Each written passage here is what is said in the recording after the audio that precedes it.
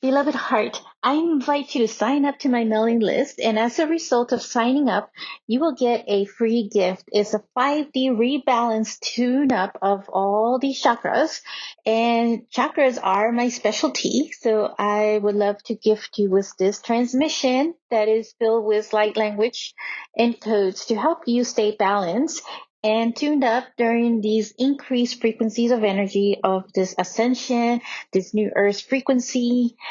So check out the links in the notes of this show.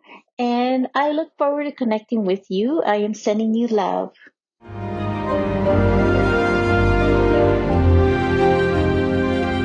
This is the transfiguration of the new you. Hello, beloved. I am Monica Bermudez. I am your host for the podcast called Ascended Earth, the Transfiguration of the New Human. And I'm here for this whole new episode that is all about unveiling your truth. So, in this episode, I want to discuss what is meant by know thyself and explore its deeper meaning of this. So, one thing that the planetary alignment of 2025 has brought and taught us is the energy to realign to our authentic higher self while still in these physical bodies.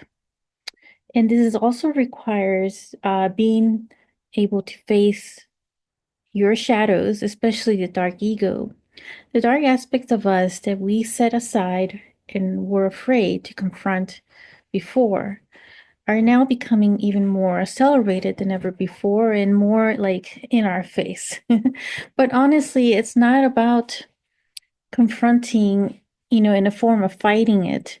It's about embracing a shadow and dark side with love and compassion.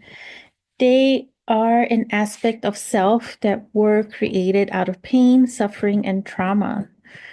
And the time is now to make peace with them too. So it is peace with yourself. And peace starts within you. 2025 is an unveiling of truth.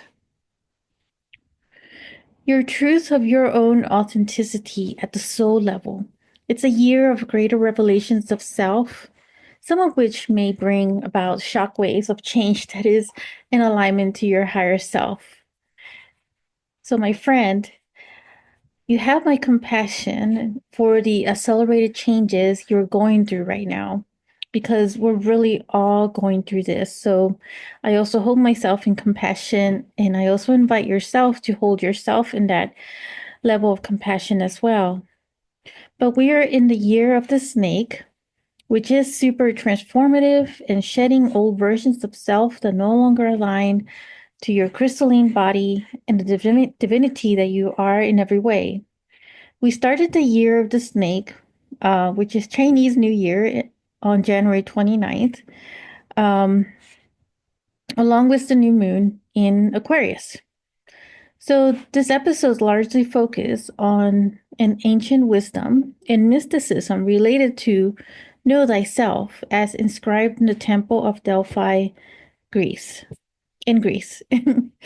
And a place I want to visit as well. I'm sure I've been there in past lives. So the Temple of Delphi, also known as the Temple of Apollo at Delphi, was the site of most famous oracle in ancient Greece. The oracle, known as the Pythia, was a priestess who would deliver prophecies while in a trance-like state, supposedly inspired by Apollo. These prophecies were often cryptic and open to interpretation. So the messages delivered by the oracle were considered to come directly from the gods, and people from all over Greek world and beyond would travel to Delphi seeking advice on matters ranging from personal issues to important state decisions. So one of the most famous sayings associated with Delphi is the inscription on the Temple of Apollo that says, "Know thyself." This aphorism, attributed to the ancient Greek sages and possibly inscribed at the temple, encouraged individuals to reflect on their own nature, limits, and place in the world. But did you know that this inscription comes from an Egyptian temple called Temple of Karnak? So in 2013, when I visited Egypt, I was able to see the inscription in person. And I took pictures, but unfortunately cannot find those pictures now. So this calls for another visit to Egypt. But at the temple of Karnak, the following is inscribed: Know thyself, and you shall know the gods. The idea is closely aligns with spiritual teachings from Egyptian temples, particularly the notion that self knowledge leads to divine understanding. It is a common theme in both Egyptian mysticism and later philosophical traditions. So, in the context of ancient Egypt, the relationship between self knowledge and divine knowledge is often explored in their spiritual and religious philosophy. The Temple of Karnak and other sacred spaces were places where priests would not only perform rituals, but also impart esoteric wisdom to initiates. So, the concept of knowing oneself in order to understand the divine world is very much embedded in Egyptian religious thought, especially in connection with the idea of Mat, the concept of truth, balance, and cosmic order. So here are a few ideas from Egyptian spirituality that reflects this. Man, know thyself from the pyramid texts. These ancient texts, which date back to the Old Kingdom around 2400 BCE, include passages that emphasize introspection and understanding of one's place in the universe, and they suggest that to understand the cosmos, one must first understand oneself as the microcosm, the individual, that reflects the macrocosm, the universe.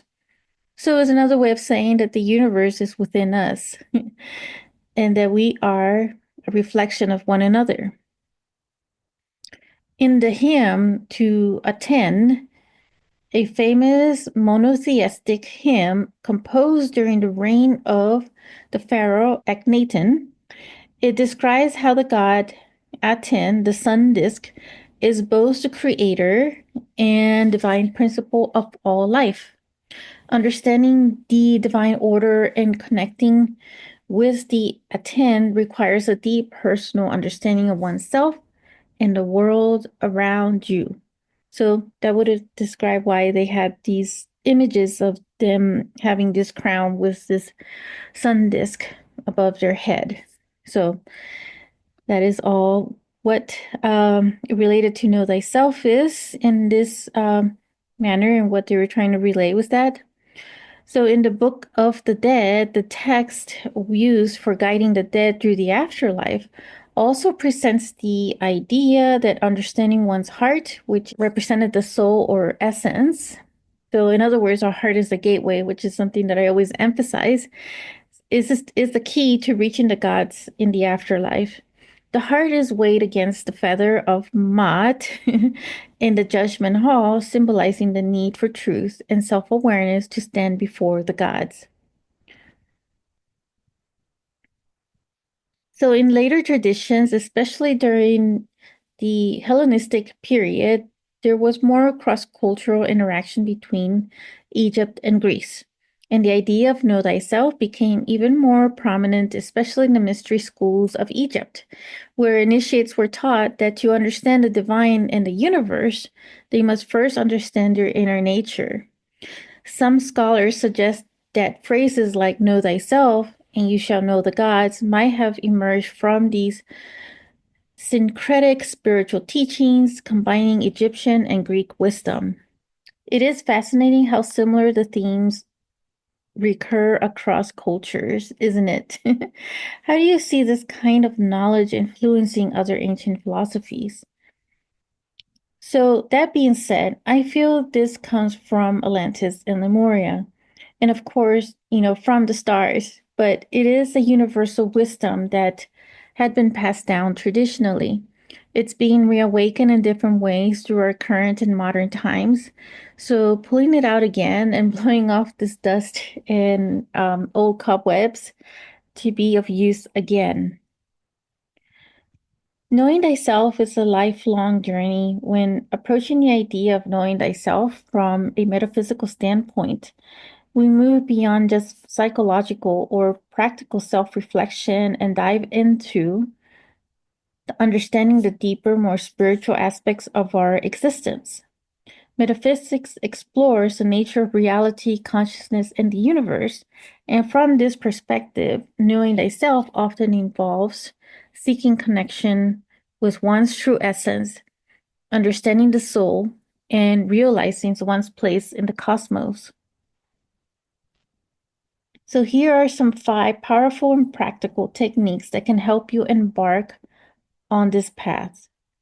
Number 1, self reflection and journaling. So you gain insight into your thoughts, behaviors, and emotions, and getting to have a relationship with your own intuition and building that trust with your intuition. Journaling helps you clarify your feelings and identify patterns and explore your deeper motivations. It's an ongoing practice that lets you track your personal growth and confront aspects of yourself that may need attention.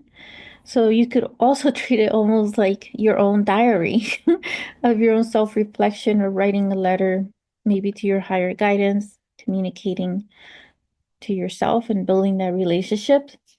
So I would suggest setting aside time each day or week to write in your journal and focus on your experiences and your challenges, your emotions, any form of self-reflection and your purpose and your identity of how, in relation to your higher guidance as well. So reflect on what excites you, what scares you, and what truly matters to you. So number 2 is meditation on the nature of consciousness, or just meditation in general. So meditation helps you transcend the ego and get in touch with the deeper layers of consciousness and higher consciousness. You are more than just your body, mind, and experiences. You're part of a greater universal consciousness. Meditation can help you access this higher awareness and start to recognize your true nature. So here's what I suggest. If you just sit comfortably and get quiet, you can do it now, or you can just come back and re-listen to this and write this down and do it for yourself as often as you so desire. So as you sit in a comfortable position and quiet your mind, you want to focus your breath. Especially if you're starting out, right, doing meditation. Usually when we focus on our breath, it helps us keep that focus. So instead of just merely calming your mind and your heart, shift your focus to the nature of awareness itself. Ask yourself, who is the one observing my thoughts? And what is the nature of consciousness? And try to detach from the flow of thoughts and identity with the still, silent observer within. The goal is to experience consciousness as pure state separate from your mind and body. And you can also try this affirmation: I am pure awareness, to center yourself. I am pure awareness. I am pure awareness. And the third one, self-inquiry, which goes hand in hand with journaling as well.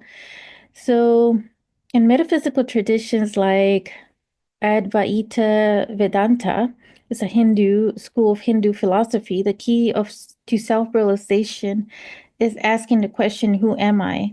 And this technique leads you to explore true formless essence of your being, often referred to as the Atman or self. So try to go beyond the superficial answer like I am your name or I am your thoughts or I am your body.